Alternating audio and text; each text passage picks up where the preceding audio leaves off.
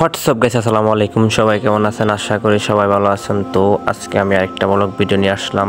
আজকে blog video হচ্ছে হযরত শাহজালাল শাহপরান মাজার ঘুরে দেখার নিয়ে একটা ভিডিও বানিয়েছি। তো আমাদের সাথে আছে রায়হান স্যার, আশরাফ স্যার এবং আমাদের সাথে আছে শরীফ স্যার ও আকবর স্যার সহ আমরা এখন চলে যাচ্ছি শাহজালাল মাজারের ভিতরে। আমাদের সামনে হাঁটতেছে রায়হান স্যার গুটি গুটি পায় এবং আমরা দেখানোর চেষ্টা করতেছি। প্রথমে দেখাবো আপনাদেরকে কিছু কবুতরের, অনেকগুলো কবুতর ওরা আদার খায় কীভাবে আপনারা দেখুন। অনেকগুলো কবুতর এখানে, আসলে কবুতর সবচেয়ে বেশি থাকে। আমরা চারিদিকে দেখতে পাচ্ছেন যে অনেকগুলো কবুতর এখানে আছে। আমাদের মাসুদ ভাই গুটি গুটি পায় সামনে খুব আনন্দস্বরূপ দৃশ্যটা উপভোগ করতেছে। আমাদের প্রত্যেকটা সাথী ভাই আসলে দেখতেছেন যে খুব আনন্দস্বরূপ এই বিষয়টা উপভোগ করতেছে। তো আমরা চলে যাচ্ছি যে কৈতরের যেই জায়গাগুলো স্থান আছে এটা দেখার জন্য। এটা দেখলাম, এটা দেখার পরে আমরা দেখাবো যে গজাল মাছটা যেখানে চাষ করে, যে বড় বড় গজাল মাছগুলো যেখানে চাষ করে আমরা দেখানোর চেষ্টা করতেছি এই বিষয়গুলো। তো আপনারা দেখতে পাচ্ছেন আমরা অলরেডি পুকুরের কাছে চলে আসলাম। পুকুরের কাছে আসলে অনেক মানুষ, এখানে মানুষের ভিড়। অনেকজনের বললাম যে একটু জায়গা দেন, কেউ আসলে জায়গা দিয়ে রাজি হয় না, কারণ সবাই দেখার জন্য আসছে। তো আস্তে আস্তে সামনে দেখি কোন দিকে কুদুর ফাঁক ফেলা যায়, কিন্তু কুদুর ফাঁক ফেলাম কিন্তু না, ইন্দিও আমার বাইর করে দিল।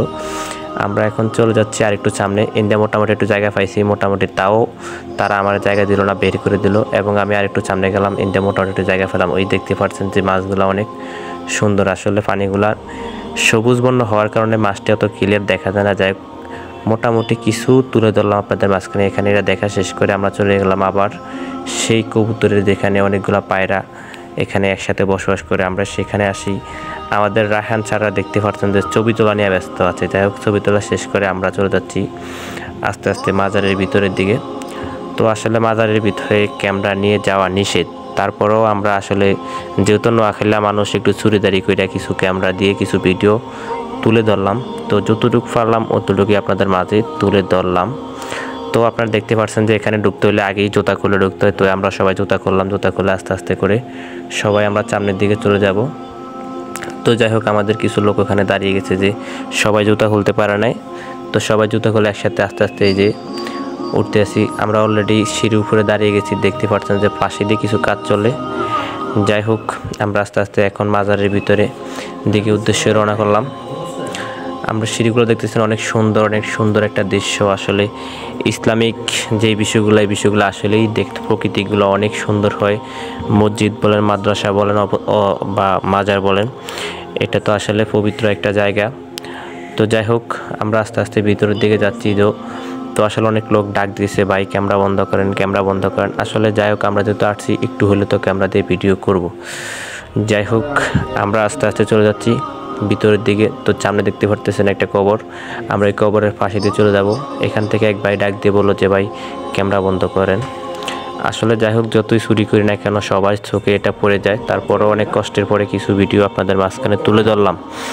তো যদি ভিডিওটা ভালো লাগে অবশ্যই ভিডিওটা শেয়ার করবেন, অবশ্য আমার চ্যানেলটি সাবস্ক্রাইব করবেন এবং ফেসবুক পেজ থেকে দেখে থাকলে অবশ্যই পেজটি ফলো করবেন।